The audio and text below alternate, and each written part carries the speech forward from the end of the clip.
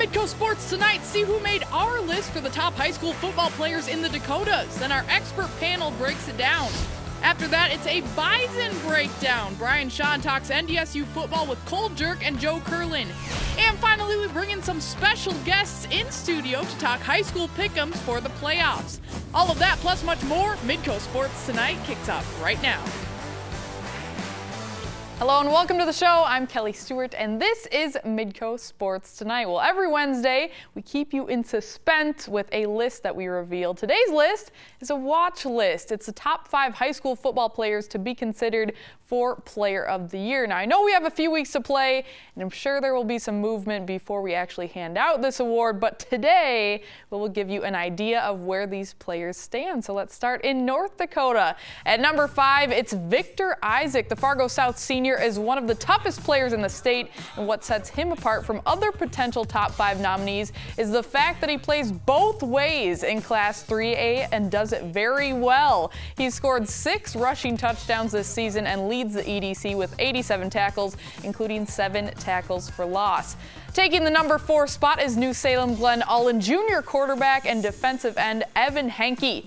Henke has passed for over 1,500 yards and has 32 touchdowns combined. As if that's not enough, he's one of the Holstein's top defenders, racking up 51 tackles on the year, including 21 for loss.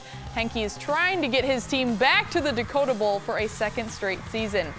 Coming in at number 3 is Oak Grove senior running back and linebacker Ben Hogarth. He finished the year with 1,818 rushing yards and 20 touchdowns, averaging over 200 yards per game. He also averaged 15 tackles per game. It does not get much better than Hogarth when it comes to two-way players. We stay in the same region for our number 2 player, and that title belongs to Grant Kegger. The senior running back and linebacker has helped Hillsborough Central Valley to the top ranking in Class A and has put up monster numbers all year long. Despite getting pulled from several games because of the score, Kegger still managed to rack up over 1,600 yards and 22 touchdowns to go with 56 tackles. His team looks like the favorite to win the Class A championship. Our number 1 player seems to be a no-brainer. He's the best player on the best team in Class 3A, West Fargo senior quarterback Andy Gravdahl. He's not only guided West Fargo to a perfect 9-0 record, he has become the school's all-time passing leader with over 3,000 career yards in just 2 seasons as the starter. He's second in the EDC with over 1,700 passing yards and has combined for 24 touchdowns, both with his arm and his feet. His next challenge is to end the Packers' 14-year state championship drought. That's a look at North Dakota. Here are our top 5 in South Dakota.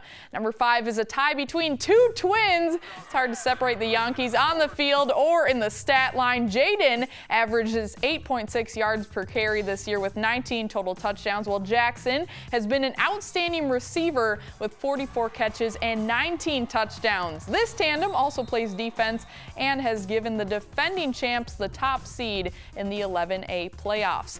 Coming in at number 4, it's Andy McCants, and this guy has been on point for the Gregory Gorillas all season.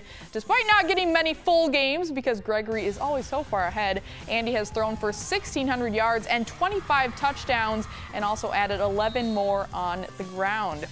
Number 3 is Braden Peterson, the fastest running back in the state. Braden has twice gone over 300 yards in a game this year and averages 212 yards rushing per game. He should get over the 2,000-yard plateau this Thursday, and he's got 26 touchdowns total this year. Hard to top that, but we have a few more guys in rare air. Seth Benson of Sioux Falls, Washington. His coach, Chad Statham, said Seth is one of the best defensive players I've ever had. Seth leads the top team in the state in tackles for loss, sacks, and forced fumbles, and has almost twice as many tackles as his closest teammate.